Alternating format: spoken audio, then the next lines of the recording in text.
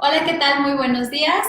Toda la comunidad Tanto por Hacer. Es un gusto saludarlos. Estamos en vivo por Facebook Live. Por favor, quédense. Tenemos hoy una invitada maravillosa, Paulina Vieites, está con nosotros. Hola, Lau. Gracias, Pau, por venir con nosotras, de Gracias por verdad. invitarme. No, qué maravilla tenerlos. Es un ejemplo de verdad de una mujer increíblemente fuerte. Es una comunicóloga, es escritora, tiene una fundación. Bueno, esta señora tiene una cantidad de energía y una cantidad de trabajo que hace que, por favor, cuéntanos más un poquito de ti. Pau, yo sé que hay muchos de sus seguidores aquí en redes. Hola a Cuéntanos, por todos. favor. Gracias de verdad por la bienvenida. Gracias, Gloria. Gracias a todas por hacer posible esto. Felicísima de poder compartirles un poco mi testimonio de vida, pero sobre todo contar un poco de lo que hacemos con Quiérete. Y yo sé que toda esta etapa que están pasando las mujeres que están conectadas y quienes están acompañando a las pacientes es difícil. Claro. Es una etapa que nos pone a prueba en muchos sentidos, que apela a nuestro más profundo sentido de valentía, de coraje y que no es fácil, pero que a la vez creo que se puede vivir con bastante mayor solvencia emocional que la que nos hacen creer, Lau. Creo que cuando te dicen que tienes cáncer hay un estigma que viene de la mano con eso, que tiene que ver con que es casi karmático, con que es tú eres culpable por no haberte cuidado o por albergar emociones que no venían al caso. Entonces te empiezan a invadir tantas cosas, tantos pensamientos y tantas recomendaciones de la gente que sé que nos quiere y nos ha querido y que quieren ayudar, pero entonces tú te ves sobrepasada, ¿no? Emocionalmente y no sabes por dónde caminar. Entonces creo que sí hay que escuchar primero, por supuesto, a los expertos, ir de la mano con los doctores siempre, pero después también hay un acompañamiento bonito que podemos hacer quienes hemos transitado por la enfermedad para poder aconsejar de la mejor manera lo que tú ya viviste. Claro, por supuesto. Creo que nadie experimenta en cabeza ajena, pero sí te puedes acompañar, sobre todo de alguien que lo vivió y, por supuesto, de fundaciones como CIMA, que ha hecho una labor tan maravillosa durante ya 16 años y las que intentamos replicar modelos que nos sirvieron a nosotros, ¿no? Entonces, qué bueno, felicito a Tanto por Hacer y a CIMA por enlazar de esta manera, además ya tan moderna en los Facebook Lives y así, a tantos pacientes. ¿No? Y con invitadas de verdad tan maravillosas como tú, nosotros pues encantados, porque de verdad es muy enriquecedor tu experiencia, lo que haces.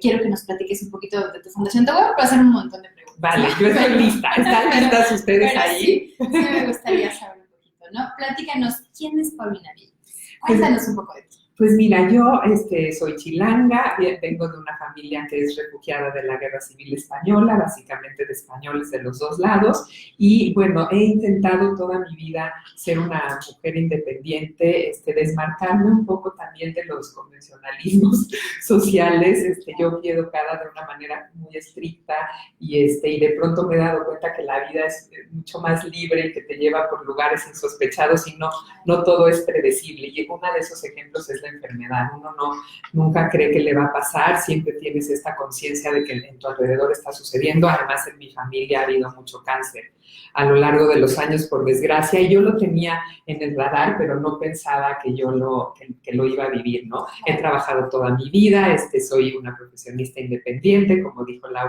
ahora soy además escritora, llevo proyectos de comunicación, pero sobre todo en este aprendizaje después de 9 años de haber pasado por cáncer y haberlo encarado pues, de la mejor manera, muchísimas cosas que he aprendido en el camino. Y fíjate qué interesante, cuando me enfermé, siempre tuve la conciencia, no les sé decir por qué, si es porque yo soy comunicadora, me caía algo que me decía que yo iba a ser una voz, que siempre tenía que ser una voz para poder comentar lo que me había pasado y ayudar a esta sensibilización empática, porque aunque muchísima gente trata de ayudar a esta causa, creo que no lo puedes expresar igual, salvo que lo hayas vivido. Cuando lo has vivido, puedes entrar a fondo de otra manera y entender lo que está pasando el paciente porque lo viviste en carne propia, ¿no? Claro. Entonces, esa ha sido, digamos, mi misión, poder agradecer a través de la Fundación Quiérete la vida y la oportunidad que yo he tenido de estar aquí y después volverme alguien que facilite esta comunicación de las cosas que nos inquietan. Claro. ¿Qué es Fundación Quiérete? Platícanos, por favor. Quiérete está dedicada a fomentar, digamos, la dignidad y la autoestima a los pacientes que están pasando por cáncer, cualquier tipo de cáncer. Esto surgió porque yo me traté con una doctora muy consciente de lo que implica, sobre todo para las mujeres, todos estos cambios físicos que sufrimos durante los tratamientos derivados de las quimioterapias, de las radios, de las mismas cirugías cuando son totales, ¿no? Que te quitan, por ejemplo, los pechos, etcétera. ¿Con qué te enfrentas? Entonces, ella muy humanamente piensa siempre en conectar a unos pacientes con otros, que a los pacientes que ya van un poco más avanzados en sus tratamientos y les han ido sucediendo estas cosas, que puedan apoyar a los que empezamos. Entonces, así me presentó a mí, a Vero Mateos, a quien le mando un beso enorme, más joven que yo, que ya llevaba como 6 meses de adelanto en los tratamientos y tuvimos el mismo tipo de cáncer. Un cáncer muy agresivo, pero que era muy proclive al éxito en las quimioterapias y en la recuperación, ¿no? A través de la ayuda de las quimios. Y entonces ella me fue contando cosas que le iban pasando, ¿no? En su interior sobre todo, y cómo lo iba encarando externamente, ¿no? Y fue muy, muy chistoso, Lau, porque cada una lo vivimos de diferente manera y aunque nos acompañábamos siempre, íbamos tomando distintas decisiones y creo que eso es lo primero que les podría decir como el consejo número 1. Perdón que haga este paréntesis, pero hace poquito cumplí mis 9 años de haberme curado y puse el decálogo, las 10 cosas que había aprendido del cáncer o las 10 cosas que me habían dejado el cáncer. Y una de las 10, espero recordar todas, pero sí, claro. Y eso nos va a ayudar a repasar seguramente lo que quieres conversar, pero una de las 10 es que cada caso es individual, que nunca debes permitir compararte ni que nadie te compare con otro paciente. Cada cuerpo es distinto, cada tratamiento es diferente para cada persona y eso es bien importante entenderlo porque si no, la parte negativa es que te contaminas de cosas que a veces ni te corresponden, te llenas de información creyendo que te va a pasar, que ya te vas a enfermar igual que el otro que tuvo una recurrencia o una metástasis o lo que sea. Entender que tu cuerpo reacciona distinto a los demás cuerpos y que el chiste es conocer. Y fíjate, perdón que te interrumpa, sí. Eso es algo que sucede muchísimo cuando dan el diagnóstico por primera vez, ¿no? Escuchan la palabra cáncer y este estigma del que tú nos hablas es al primo o al vecino o al amigo le pasó y entonces les platican la experiencia como Exacto. Si fuera ley de vida. Ley ¿no? de vida, sí. Y entonces tú ya está, el paciente ya está inclusive autogestionándose de que le va a pasar, ¿no? Cuando sí. En realidad hay pacientes en donde entran a quimio, no se les cae el cabello, hay pacientes que entran a quimio, no tienen náuseas, vaya, cada cuerpo responde de una manera tan diversa. Y el chiste es conocerte, ¿no? Y volviendo a esto que me preguntabas de Quiérete, ¿por qué surgió? Fue eso precisamente, que nos dimos cuenta que era tremendo encarar la pérdida de pelo, de cejas, de pestañas y eso, pero sobre todo mucho más profundamente tiene que ver con la autoestima y con la dignidad. Y lo que hace Quiérete es hacer comprender a las pacientes que se puede mantener la autoestima y la dignidad aún a pesar de estar pasando por los tratamientos, ¿no? Y eso es muy importante porque tú tienes en ti ese poder, si lo pudiéramos llamar así, esa fuerza de decir, ¿cómo me voy a presentar ante este reto? Es mucho más allá que un asunto cosmético. Tiene que ver con cómo me voy a cuidar yo, con conocerme yo, con entender a mi cuerpo y hacerle caso yo, independientemente de todo lo que me digan alrededor y de los consejos que son preciadísimos y que la verdad la mayoría de las veces son bien intencionados y ayudan mucho, cómo yo puedo aprender a conocer mi cuerpo, a comprender estos cambios, a aceptarlos y a pararme frente al espejo y decir, ya estoy en esto y lo voy a encarar con toda valentía. Y yo lo que hablo mucho en los viernes de belleza, que ahora ya les contaré que organizamos, es que hay algo mucho más allá que tiene que ver con tu sentido de valor personal. Cómo te presentas tú ante el espejo y entender que la enfermedad es un tránsito por el que tienes que pasar, pero no eres tú. Tú no eres la enfermedad. Y lo que pasa culturalmente es que la gente cree y todo te llama para allá, es que tú ya te conviertes en el enfermo. Entonces, por tanto, eres la enfermedad. Y esto es una cosa muy grave porque entonces si eres el enfermo, como estás pasando por tanto sufrimiento, por ejemplo, no tienes derecho a reírte, no tienes derecho a la alegría, tiendes a creer todo de una manera maniquea en el sentido de aquí ya se acabó todo para mí, yo ya perdí todo el sentido de mi trabajo, de mi familia, de mis logros, porque al fin y al cabo me voy a morir. o porque al fin y al cabo el cáncer va a acabar conmigo. Y entonces, si tú te compras esta idea de que eres la enfermedad, inmediatamente estás atentando contra tu posibilidad de vida, porque nadie puede determinar, solo Dios, en el Dios que quieran y a nivel espiritual, cuándo nos toca irnos. Entonces, hay gente que ustedes lo saben como yo, que estamos en esto todo el día, que su diagnóstico es que van a vivir un mes y viven 10 años más, claro, o 15, claro. O los que parecía que todo iba bien, se les complicó por una afección que ellos tenían, se cuatrapeó ahí y mueren. Entonces, no hay nada determinado. Tú tienes que aprender a vivir día a día con ese valor y con esa alegría de agradecer lo que tienes y no pensando que todo se te negó. Claro. Y entonces ves a los demás y dices, claro, es que no se están dando cuenta de lo que yo estoy viviendo. Claro, qué injusta es la vida porque me tocó a mí y no a otros, ¿no? Y dices, no, o sea, cada quien tiene su historia individual, su desarrollo de enfermedad, pero sobre todo aprender a que nada te quita tu derecho a ser feliz, a estar en paz, a luchar por lo que a ti te gusta y te mueve. Creo que eso es muy importante y tiene que ver con eso, con la dignidad de ser humano. Eso me gusta. Fíjate que regularmente en estos grupos de apoyo que damos en diferentes fundaciones, tenemos Fundación CIMA, se los repito de todos modos, para cáncer primario, secundario y metástasis, sí. Perdón, denme unos minutitos. Es que estoy distrayendo al lado porque sí. ¿Qué creen? Que dice, la batería se está agotando. Entonces, sí. Si no conectamos la compu, sí, nos vamos a quedar sin batería. Ustedes perdóname que te distraje, mi lado. No es fallo técnico. Aquí estamos al pendiente de todo. Se acaban las energías. Gracias. Pero entonces, Milán, se comentaba justamente que los grupos de apoyo es esto que tú mencionas que también hace Quiérete, también lo hacemos acá en Fundación CIMA, para cáncer primario, para cáncer metastásico, inclusive para los familiares, ¿no? Porque toda la red se ve afectada, claro. Sí. ¿No? Y me gusta porque nosotros trabajamos con autoestima, trabajamos con herramientas, trabajamos con comunicación asertiva, con límites, que de repente, pues al final la gente trae una dinámica, ¿no? Y esa dinámica tiene que cambiar. Pero me gusta la palabra que dices, dignidad. Regularmente no es algo que lo tratemos como tan común, ¿no?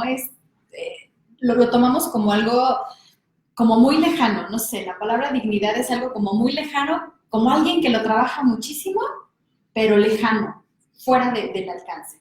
Cuéntame cómo es el concepto de dignidad que manejas. Platícanos a todos para que estemos claros. Yo creo que la dignidad tiene que ver con tu ser individual y con el respeto a la dignidad del otro.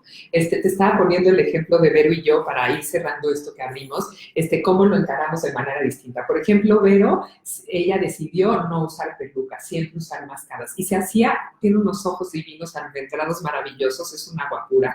Y entonces se ponía unas máscaras que se las hacía con un moño, se pintaba muy bonito y siempre iba súper coqueta, pero ella decidió no usar peluca. Yo, al contrario, decidí usar una peluca desde el principio, solo me ponía, ya saben, mis protectores y eso para la noche, pero siempre de alguna manera estaba yo con mi peluca y aproveché para cambiar de look. Ya como ven mi pelo güero, pues me puse un pelo cortito, lacio, color café. Jugué también con esa posibilidad de ser alguien distinto y de ver cómo me veía. Y eso creo que también tiene que ver con eso, yo decido para mí lo que a mí me gusta, lo que me conviene más, y así le fue pasando a Vero y otras millones de mujeres que hemos transitado por esto, experimentar en ti y mantener este sentido de que nadie decide por ti más que tú, que siempre tienes que estar apoyada por tu red de médicos y te tienes que sentir a gusto con lo que ellos te están recomendando, hacérselo saber a tus familiares y a tus amigos y preservar esto que tiene que ver con el cuidado de ti, tu cuidado personal. Eso es algo que yo he experimentado en las salas de belleza de Quiérete, que ahorita se las detallo.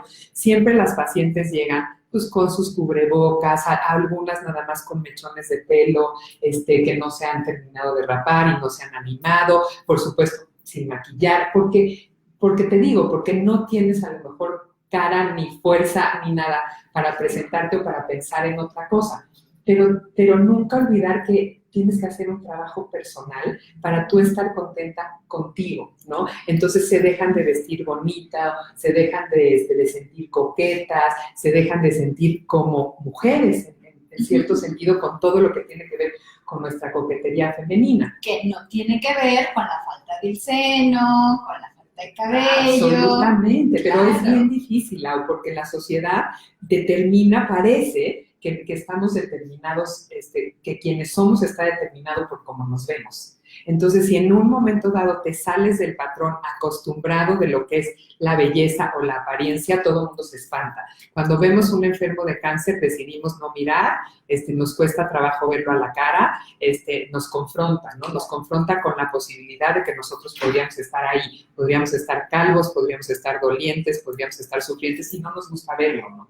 Entonces, la otra cara de la moneda es cómo se presenta ante el mundo este paciente con cáncer. Si tienen, evidentemente, yo aquí no estoy diciendo que no haya un esfuerzo enorme por conservar tu trabajo, salir adelante a pesar de tus dolores, encarar los tratamientos y poder ir solventando todos los efectos secundarios en el día a día. Pero un complemento importante de la autoestima, y eso se ha medido a lo largo de todos los años que se estudia el cáncer, tiene que ver precisamente con el cuidado de tu ser ante el mundo, ¿no? Y yo creo que van de la mano. Como yo lo ponía en Twitter cuando los invité a que se unieran a esta conversación, ¿cuál es el maquillaje mejor para este momento del cáncer? No se los voy a decir, no, para que queden conectados hasta el final, pero me recuerdas, Lau, que les aconseje cuál es el mejor maquillaje. Ahorita voy. Déjame voy con comentarios Sí. por parte de nuestros seguidores. Rocío Sánchez dice, me encantó la palabra dignidad, así se sienten los cambios físicos. Una pérdida de dignidad y no solo de un seno o pelo.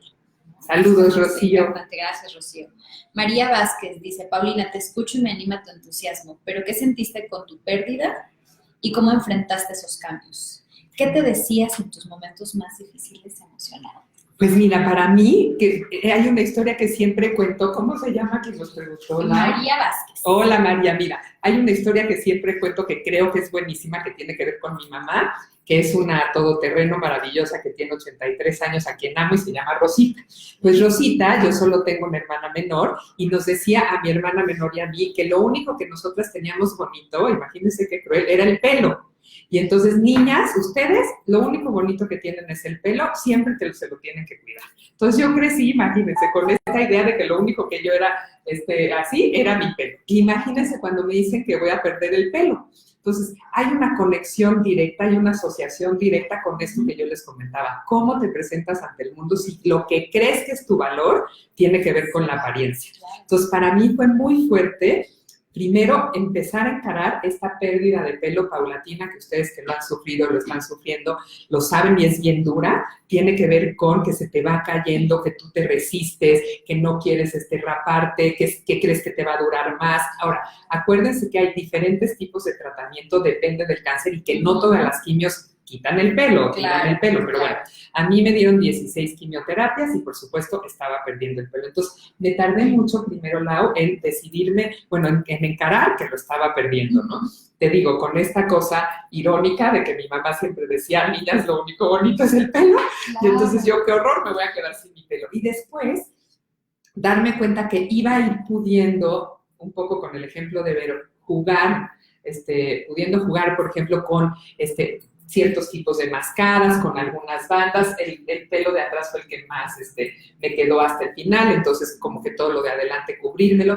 Pero sabes que sí sufrí, Lau, porque si yo hubiera sabido la inmensa libertad que se siente cuando te rapas, que ya dices, además voy a tener después un pelo nuevo, estoy fresca, estoy limpia, mi cuero cabelludo está sano, lo cuido, o mi cabeza, fue una maravilla cuando me decidí, pero sí, por supuesto, María, que sufrí y lo sufrí muchísimo, y yo es lo primero que hago, ¿no? Cuando ya sabes que se te está cayendo el pelo, cortártelo lo más cortito que se pueda, para mí sería una recomendación indispensable, o sea, casi córtenselo como hombre, como de moda, háganse sus looks punks y eso, y que lo que se te vaya cayendo no lo notes tanto, sea poquito, hasta que después ya te rapes. Ahora, la gran noticia de todo esto es que en el momento que acabas las quimios, en ese momento te empieza a salir otra vez el pelo, y es una así, ya saben, apenas una sombrita y pelosita, y después, en una semana, ya tienes un poquito, y en 2 otra, y no sé qué, y entonces sí creo que es un proceso durísimo,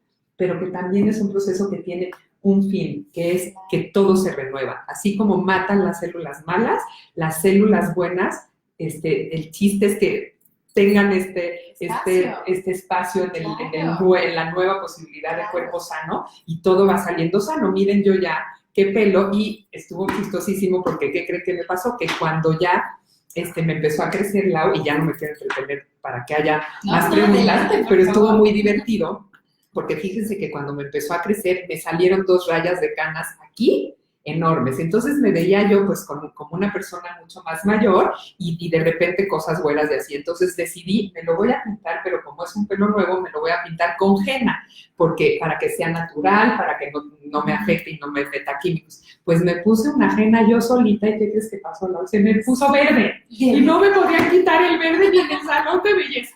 Y entonces fue horrible, porque imagínate un pelo sano que me lo eché a perder apenas salía. Entonces ya no me atreví a volverme a rapar. Poco a poco me fueron quitando con un tinte rojo el color verde, y entonces tuve una época de pelo muy cortito, color rojo, como cafezoso, rojizo, también divertido, y luego ya poco a poco fue saliendo mi pelo y demás, pero sí creo que es un ejemplo de que todas pasamos por algo en particular que nos afecta a cada una más que a otras. Hay a gente a la que no le importa y se rapa, se amachina y se rapa inmediatamente, y hay gente a la que nos ha costado más trabajo. Y con mis hijos, sobre todo, creo que nos duele a las pacientes que tenemos hijos, esta angustia de qué va a pasar con ellos, esta desazón de no tener la energía y el tiempo y la salud suficiente para estar con ellos. Esa para mí fue la carga emocional más importante. Tenía 2 hijos chicos, entonces decía, ¿cómo voy a estar para ellos? ¿Cómo voy a jugar con ellos? ¿Cómo voy a poder encarar mis tratamientos si ellos me requieren, ¿no? Requieren de mi energía, de mi salud, y eso también a la vez te da la fuerza, porque es lo que te mantiene con es tu motor para decir, sí me puedo curar, todo va a salir bien, me entrego a esto porque necesito estar bien para ellos, ¿no? Qué bonitas experiencias, muchas gracias. Al contrario, Lau. Seguimos con comentarios. Ani Castañeda nos dice saludos. Ani. Isa Puentes dice, qué importante la diferencia y separarte de la enfermedad, ¿no?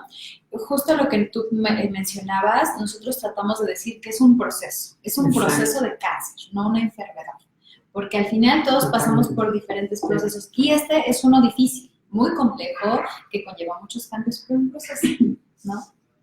Sí, y yo creo que cuando asumes eso, Lau, a ver qué piensan ustedes, pero cuando asumes que es un proceso, lo puedes encarar de una manera distinta porque sabes que hay un fin. Nadie sabemos cuándo nos vamos a morir, y el que tengas cáncer no quiere decir señal de muerte, mucho menos ahora que haya tantos adelantos que trabajan, por ejemplo, fundaciones tan importantes como CIMA en la prevención, ya han evolucionado los tratamientos, ya saben que hay cosas mucho más precisas para cada tipo de cáncer, que casi que te ven tu ADN y ya saben cuál va a ser el mejor tratamiento para ti. Hemos avanzado muchísimo, se ha logrado muchísimo en que la gente no se muera, pero creo que también entregarte a decir, tú también te podrías morir mañana atropellado por un metrobús. Claro. Entonces, cuando lo comprendes, o sea, tú, yo, todos, entiendes que no por eso estás condenado. Y entender que no estás condenado también te da el aliento para encarar cada día con alegría y sin culpa. Creo que,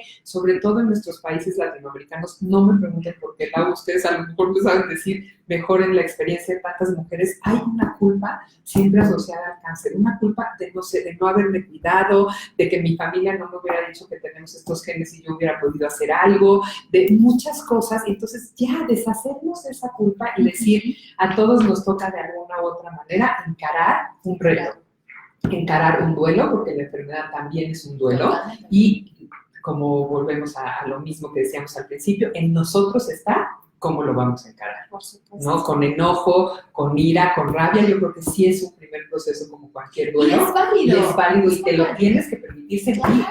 Y luego la tristeza. Hay un ejemplo que pongo siempre acerca del dolor, que tiene que ver con un poeta catalán que se llama Joan Margarit, que Joan Margarit tuvo una hija discapacitada de nacimiento, y después creció su hija y también le dio cáncer. Entonces, para él fue un dolor inmenso ver cómo su hija se deterioraba, y le dedicó todo un poemario, y pues gran parte de su trabajo está dedicado a su hija, que ahora no recuerdo su nombre, pero él dice, al dolor, Paulina me lo dijo en una entrevista, hay que encajarlo. por el dolor se tiene que transitar, no lo puedes evitar, pero con la tristeza puedes negociar. Y se me hizo una frase muy poderosa y muy importante, porque a pesar de que nosotros sepamos que tenemos que vivir ese dolor, hay un libre albedrío y una capacidad de decir cómo hago mis negociaciones con esta tristeza que siento en el corazón, ¿no? Entonces, me voy a condenar, me voy a autoflagelar, voy a permitir que todos me tengan compasión, lo voy a usar como un chantaje para que me cuiden, porque eso sucede muchísimo y hay que tener mucho cuidado de no volverse la víctima y cargarle a todos la responsabilidad de nuestra propia enfermedad, o vivirlo con alegría, con dignidad, con mi autoestima en alto, entendiendo que estoy pasando por esto y que algún día va a llegar a un fin de este proceso. Claro, dignidad, esa palabra me encantó. Muy bien, seguimos leyendo. Cintia Gómez, yo todavía sufro los cambios, no me siento yo misma y esto ha afectado mi autoestima y mi matrimonio.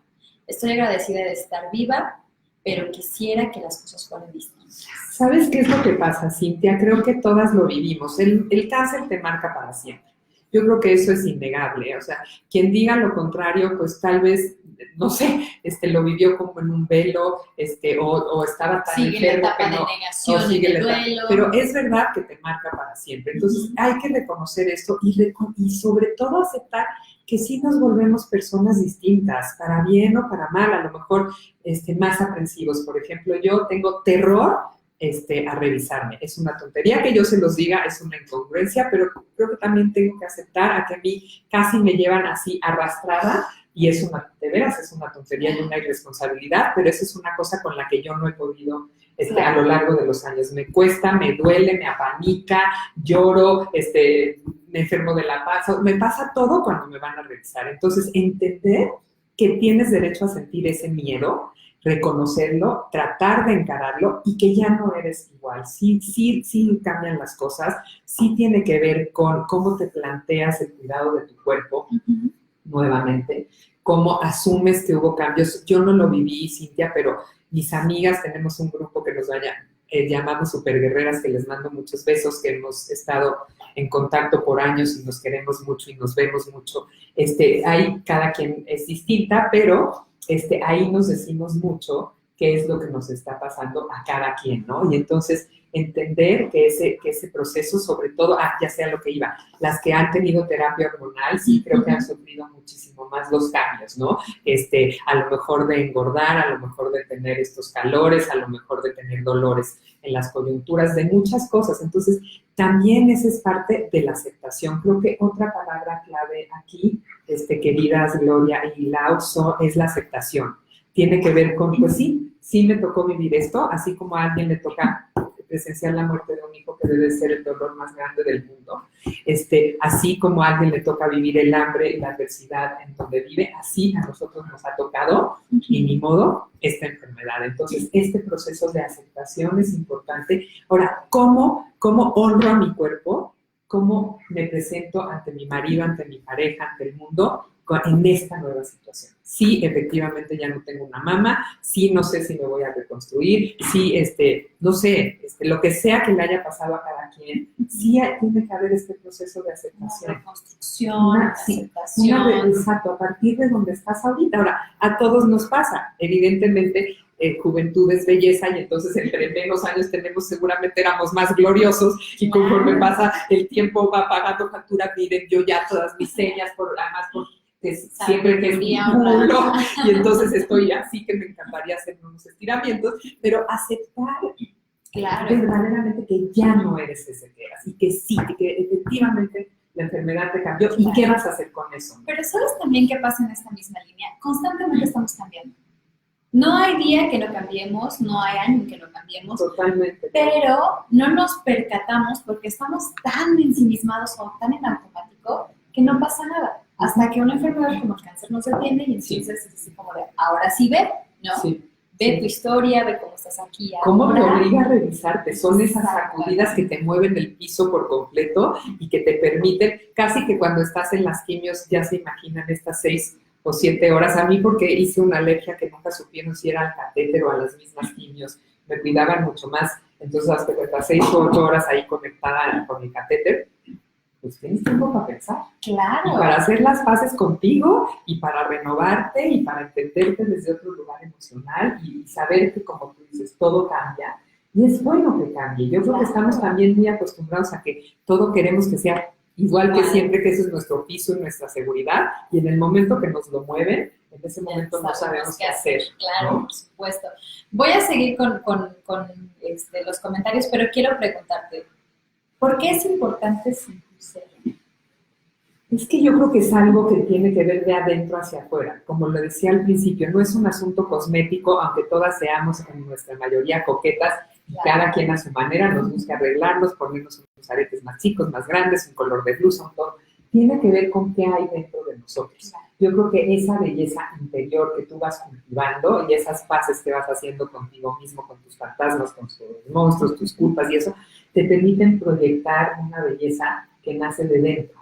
Entonces, siempre he insistido desde que tengo que la belleza no es un asunto de apariencia.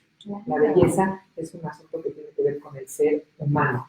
Y en la medida que tú te cultivas como ser humano, en esa medida puedes proyectar esa belleza. Cada uno somos bellos en nuestra peculiaridad, ¿no? Entre amigos nos fastidiamos todo el tiempo y nos ponemos apodos y decimos, y es verdad, eso está celebrando la originalidad de ser tú. Yo tengo la nariz grande, muchas arrugas, tengo muchas cosas que no me gustan, no me encantan cosas de mi piel, de mi cuerpo. Sin embargo, he tenido que trabajar por aceptarme, y en esa aceptación está la posibilidad de que la belleza surja desde dentro y se proyecte. Y por eso la gente es capaz de decirte, oye, qué bien te ves, oye, Lau, qué bonitos lentes, tu color de lipstick, qué bonita tu boca, no sé qué, porque estás proyectando que estás en paz contigo, que estás bien. Ahora, ¿cómo puedes estar bien si estás encarando una enfermedad? Sí, definitivamente es una, puedo decir una palabra antisonante, es una chinga. Sí, aceptar que sí es una chinga. O sea, y no lo vamos a negar. Sí es una friega, sí hay un dolor, sí es un reto, sí es terrible. Todo eso sí, y hay que reconocerlo. Ahora, ¿abrazarlo? No, yo creo que no hay que abrazar eso. Hay que abrazar la posibilidad de lo bello, de lo bueno, de lo que sí nos aporta, de la gente alrededor que nos está ayudando a que lo podamos encarar de la mejor manera. Y como decía yo, no se pierde lo que has logrado en la vida. Tus afectos están ahí, se replantean muchas cosas, que eso también es una buena limpia a partir de la enfermedad, gente que ha podido y sabe estar contigo, gente que no convenía que estuviera a tu lado, que se va solita. Hay muchos procesos de depuración bien interesantes y crees en la energía y en eso, sí creo, digo, yo no soy experta, pero sí creo que hay cada vez más, me convenzo de que hay estos procesos de limpia y de purificación y de renovación, así como hay un propósito de renovación celular para acabar con esta posibilidad de que tengas células malas que se reproduzcan, así también hay un proceso curativo de expiación, digámoslo así, para que tú puedas vivir de otra manera mucho más sana en todos sentidos. Claro, nos decía un médico, un doctor de nuestro comité médico, dice, ¿cuántas células creen que tienen desde que nacieron? O sea, ¿qué célula sigue viva de ustedes en este momento, están en capacitación, desde que nacieron hasta ahorita, ¿no? Entonces todos así pensando, ¿no? Ninguna, todas son nuevas. Exactamente, todas son nuevas y justamente de eso se trata. Si no damos salida a esto, de nuevo no está bien. Así es. Muy bien. Platícame todos estos cambios, todos estos efectos que llega a tener la quimio. ¿Cómo nos impactan? Y sobre todo de cómo nos impactan, ¿qué podemos hacer? ¿Tú qué nos sugieres con base en tu experiencia, con base en tu fundación, con estos cambios? ¿Cómo los trabajamos? ¿Cómo los hacemos? ¿Cómo los aceptamos? Eso, yo creo que la palabra es aceptación, ¿no? Lo que ya hemos hablado. Aprender a conocerte, asumir que está cambiando algo, que se está metiendo algo a tu cuerpo para combatir una enfermedad que son agentes externos a los cuales no estás acostumbrada y que eso tiene consecuencias, ¿no? Entonces, por ejemplo, pues en el caso de las quimios, debilidad, náuseas, que se te bajan las defensas, hay gente que hasta acaba en el hospital y hay cuerpos que no, ¿no? Yo me la pasé como si tuviera un embarazo terrible, todo el tiempo a esos 9 meses de mis quimios y pues haciendo lo mismo que hice cuando estaba embarazada, ¿no? Todas las cosas, cuidando mi alimentación, viendo que me daba náusea, que no, que lo frenaba, acompañándome, por ejemplo, teniendo periodos de descanso, aunque yo siempre estuve trabajando, pero periodos de descanso en donde sí me acostaba, donde no le exigía a mi cuerpo más de lo que entendía que me podía dar. Claro. Y eso se siente. ¿Verdad que sí lo sientes? Y eso parte de que te conozcas tú, ¿no? Entonces sí, no me exigía demasiado, me angustiaba mucho, como les digo, quién estaba cuidando de mis hijos, si estaban bien, entonces tomé decisiones al respecto de mudarme a un lugar donde había un jardincito para que por lo menos ellos pudieran salir y no estuvieran como encima de mí y angustiados de qué le pasa a mi mamá. Cada cual tiene que ir tomando las decisiones que crea que le van a servir para estar mejor. Y ojo con lo que les aconsejan de remedios. Hay muchas terapias complementarias y yo creo que vale la pena que siempre prueben, ¿no? Y entonces en las terapias háblenlo con su médico. A mí mi médico me dejó probar casi todo. Fíjense, solo muy interesante, me dijo que nunca cambiara mi dieta para no propiciar que yo tuviera una debilidad que en ese momento no tenía, porque el programa de alimentación que yo llevaba funcionaba bien porque no se me estaban bajando las defensas ni nada. Y aceptó que yo pudiera tomar casi todo lo complementario. De hecho, en el Centro de Apoyo y Atención Integral de los Pacientes del Instituto Nacional de Cancerología, para quienes se tratan allá, han admitido terapias alternativas, como por ejemplo la acupuntura, ¿no? Entonces sí creo que es importante que se sepa que sí hay posibilidades de complementos que te ayudan a tener tus defensas en alto, a recibir mejor las quimioterapias, a protegerte más, ¿no? Entonces eso tenerlo muy en cuenta y sí compartir a veces tips que te dan sin que te contamines de tanta cosa. No se metan en internet, ese es el primer consejo, y eso es parte de mi decálogo. Nunca jamás investiguen más allá, porque aparecen unas cosas tremendas que solo te hacen daño, que te provocan muchísima angustia, que generan muchísimo estrés y que no sabes cómo encauzar porque en ese momento estás frágil emocionalmente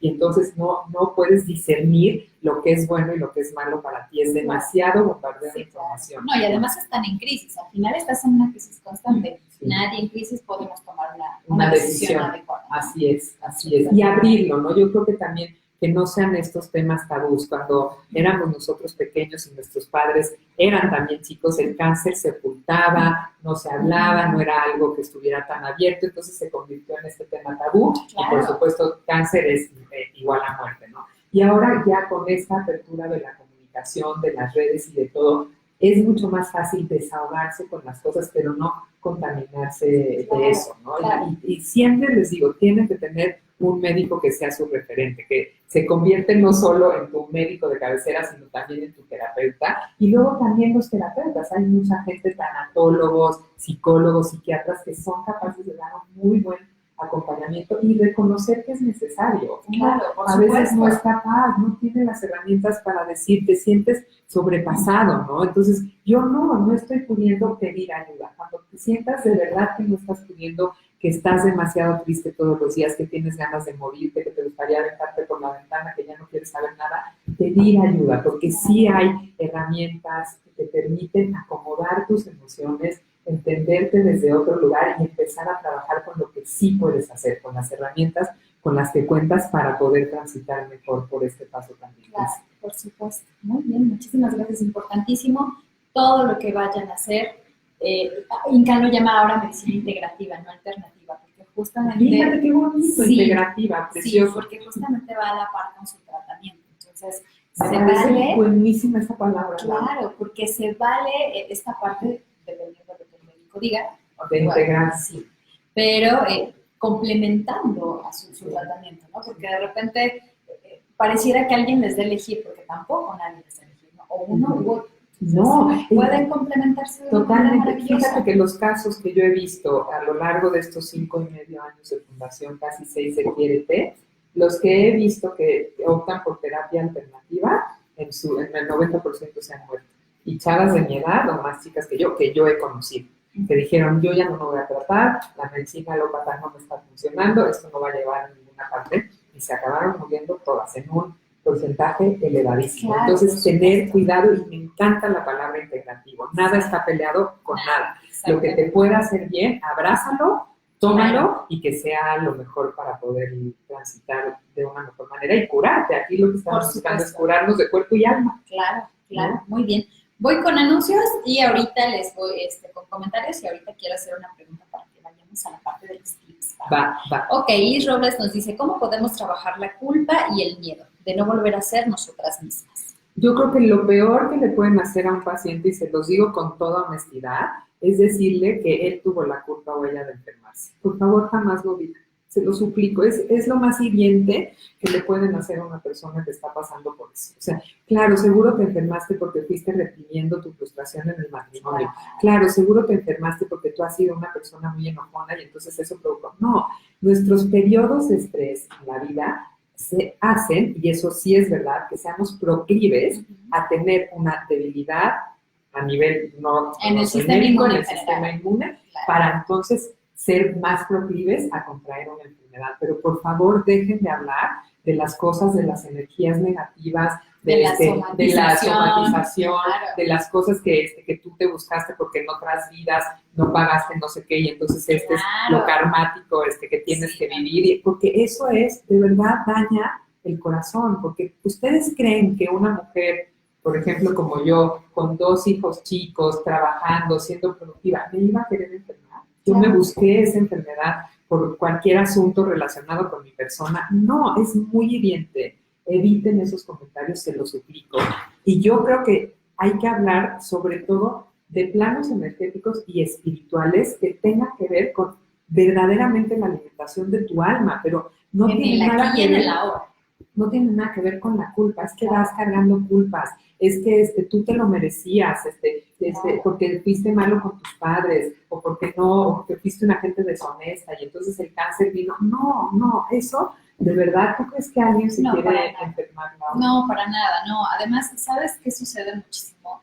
Llega la paciente, le dan el diagnóstico, tienen que ver cómo va a tener la dinámica de su familia, cómo decírselo a los hijos, a la pareja. Y todavía creer, porque también hay veces que escuchan en estos comentarios y los creen, ¿no? Muchísimo. Todavía creer que de verdad su culpa no es demasiado agotador. Es demasiado agotador y para eso de verdad tenemos grupos de apoyo. Y muy injusto, porque a ver quién dice que sí es así. ¿De dónde sacaron eso? Muéstrenme científicamente. No, y además entonces la gente más perversa, todos los criminales de la humanidad, estarían enfermos de cáncer y esa hubiera sido su enfermedad. No es así, no tiene nada que ver con eso. Por supuesto, claro. Muchas gracias.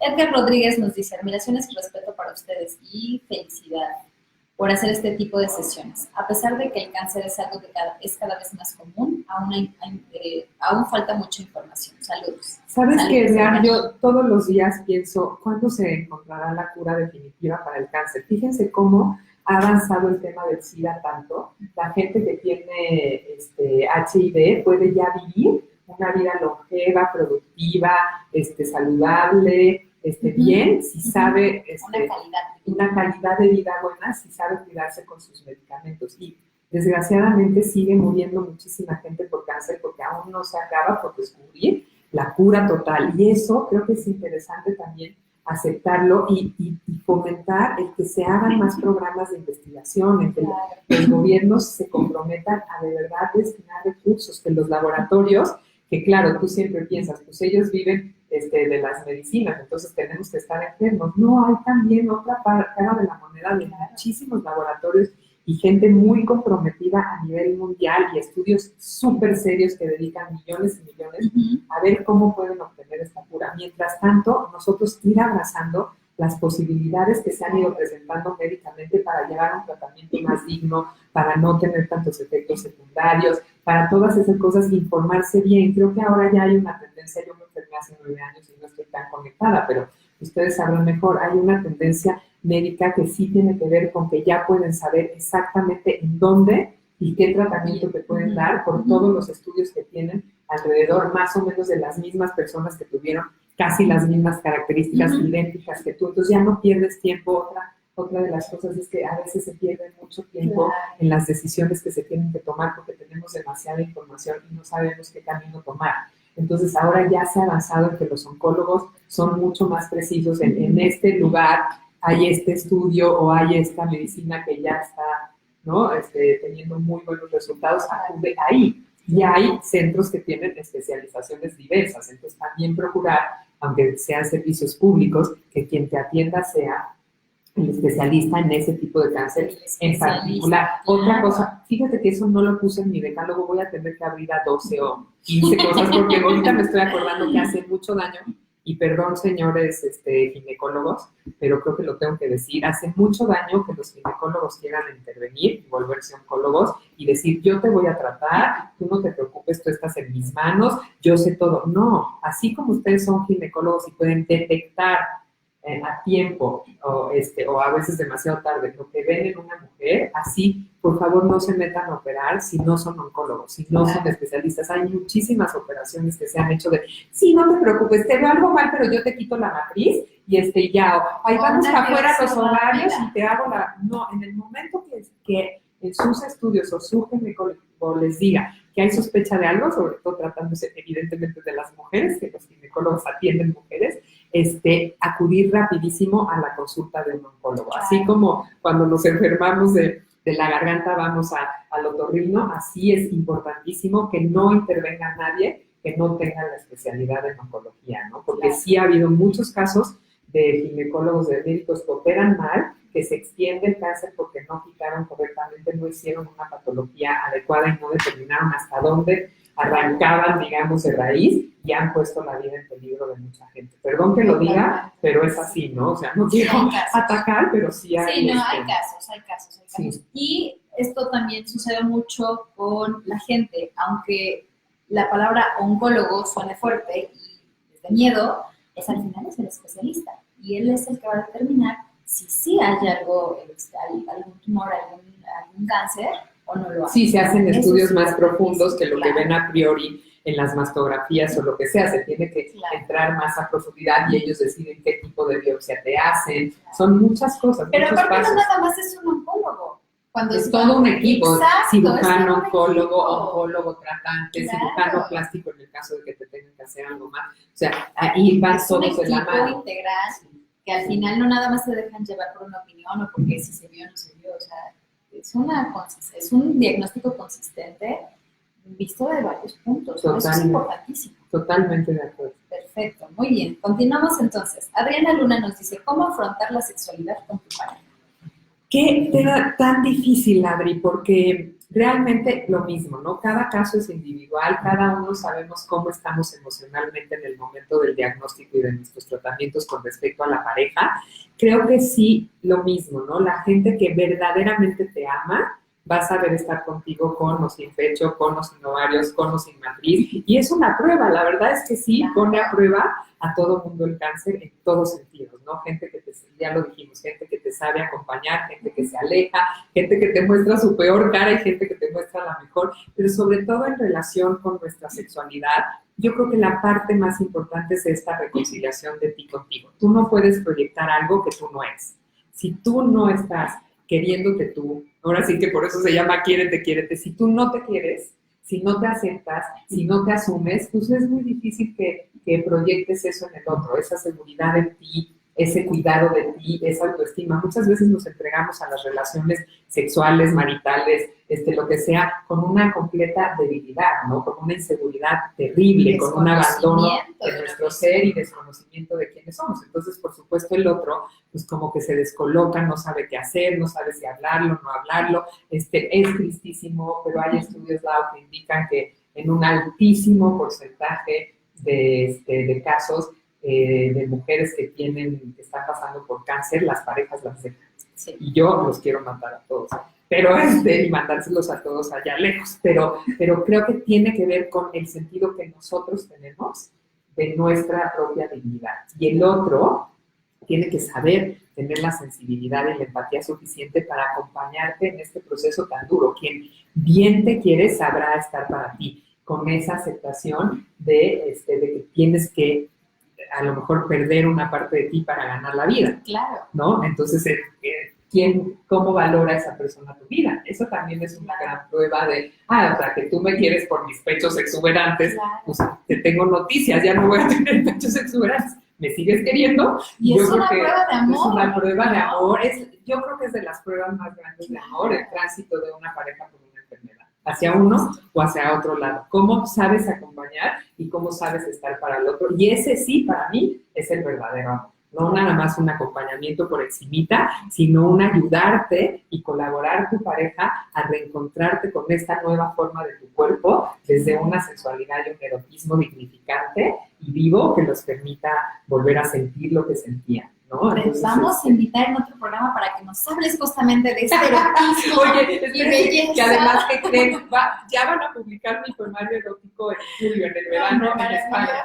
Y entonces es un poemario de mujer, de una voz femenina para mujeres que ningún hombre se puede perder. Y esto es importante. Creo que va a llegar en un muy buen momento, chicas, a ver ustedes qué opinan y coméntenos ahí, por favor, quienes están conectados. Creo que llega en un momento importante en donde tanta violencia contra las mujeres ha hecho que nosotras mismas nos reprimamos en el sentido de qué es nuestra sensualidad, porque si la exhibimos, corremos riesgos. Yo creo que hay que replantear cómo es la conquista, cómo es el proceso sensual entre hombre y mujer, o mujer y mujer, y hombre o quien sea, pero cómo redignificamos ese sentido de encuentro con el otro, que no sea desde un lugar violento, que no sea desde un lugar de abuso, pero que la mujer también sea capaz de autoafirmarse femenina, coqueta, sexual, con su carga de erotismo, ¿no? Entonces, ¿cómo celebras? ¿A poco no? ¿Cómo celebramos cuando vemos a una mujer que se vistió espectacular, que trae justo el lápiz de labios que más le queda, que se peinó, y que los hombres también sepan desde su masculinidad reafirmar y celebrar esto, no desde el machismo de nuestras culturas tan violento y tan tremendo, sino desde una sensualidad celebrada y consensuada. Yo creo que también es muy importante que se hable este tema de qué es lo que a mí me gusta, qué es lo que me hace sentir bien, qué te puedo dar a ti y qué estoy esperando de ti para que los dos podamos vivir esta plenitud, ¿no?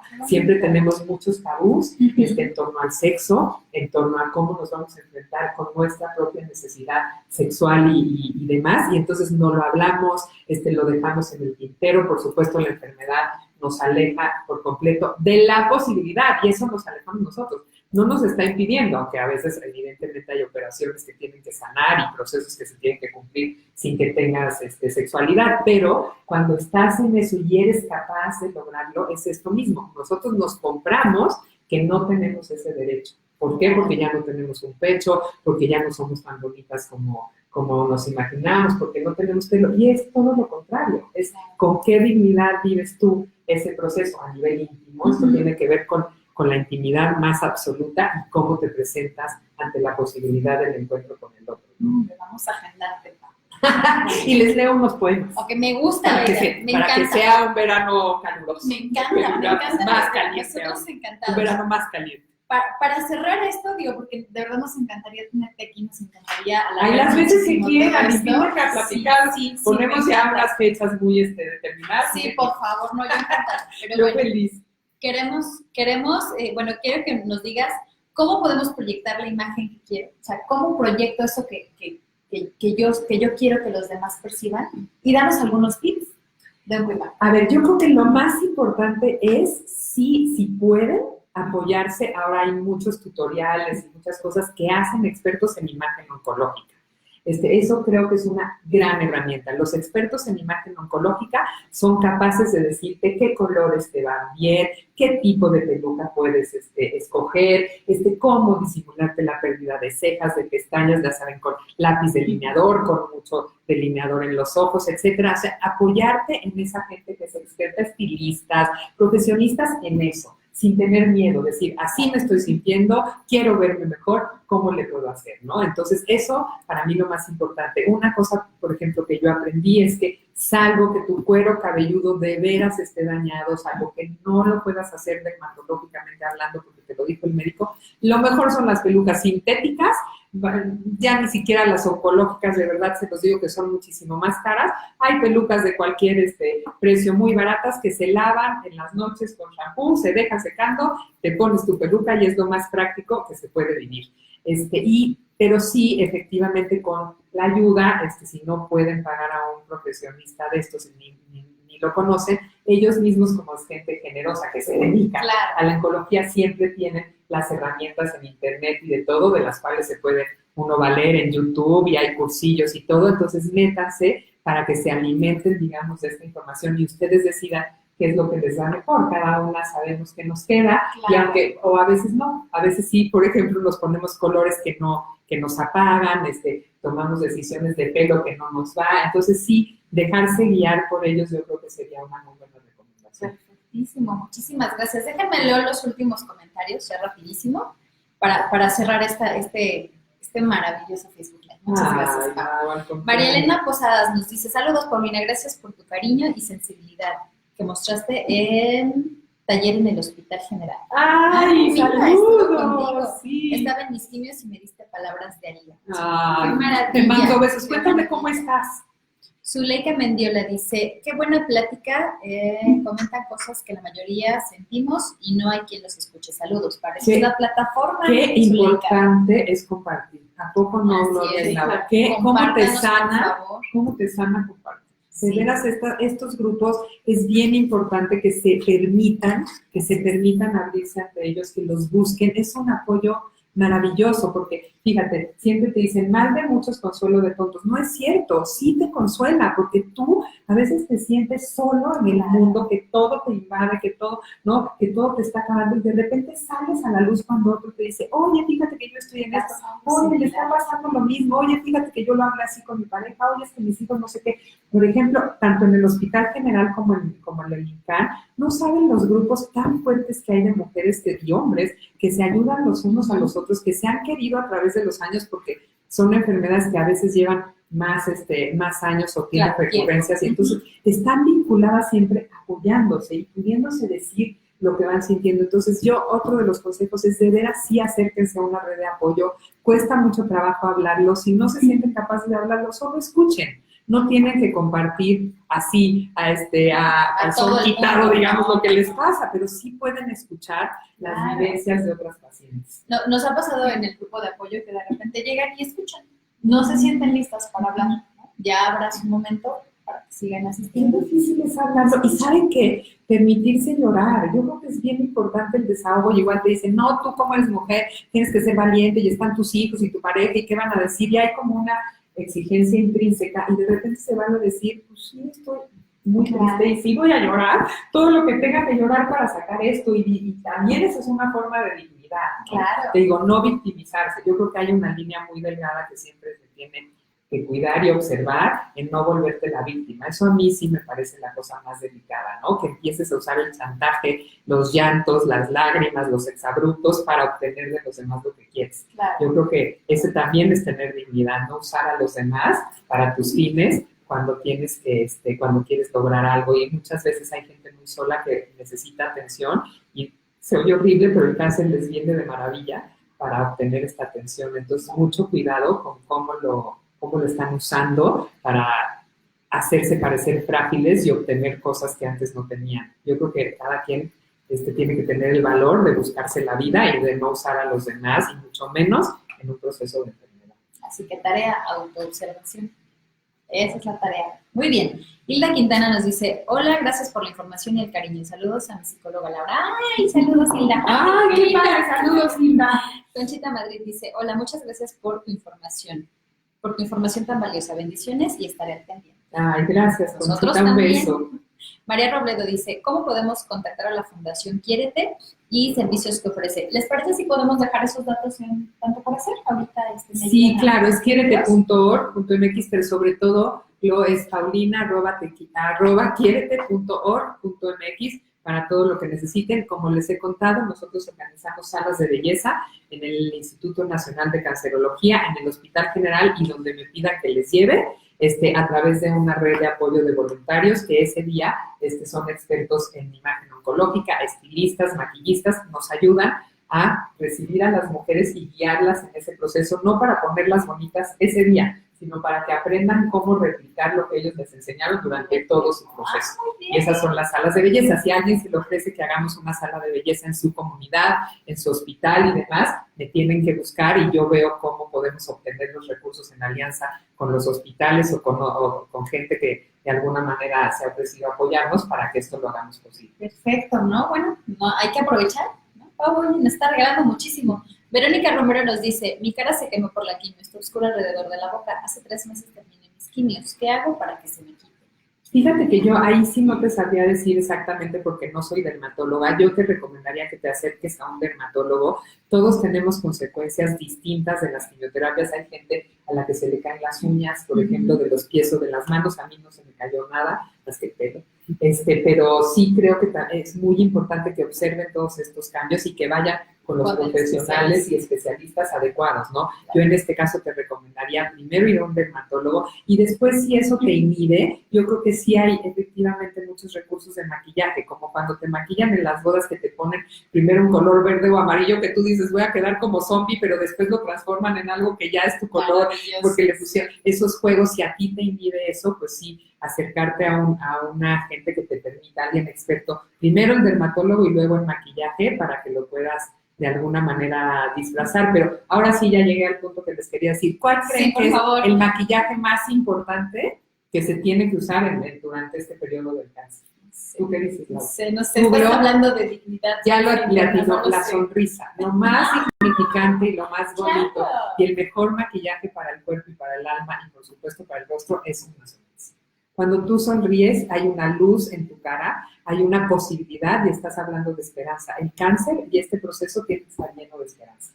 Y la sonrisa es esa esperanza. Entonces, siempre ya se me da ganas de llorar porque me acuerdo. Pero sí creo que, de verdad, efectivamente, tiene que ver con encararlo con esa dignidad y con ese valor y tener esa sonrisa siempre. Eso nadie te lo quita. Aunque te digan que estás a punto de morirte, aunque lo que sea, las cosas más adversas que te pueden pasar, si tú puedes poner una sonrisa en tu cara, ese va a ser siempre el mejor maquillaje y esa es la belleza que construyes, que se proyecta desde dentro. Nadie puede sonreír si no tiene un mundo emocional interno rico, porque entonces sería una sonrisa cosmética y vacua, como las vemos miles de millones en todas las series, y es un engaño. Todo lo que nos presenta las revistas de belleza y todo es cosmético, está photoshopeado.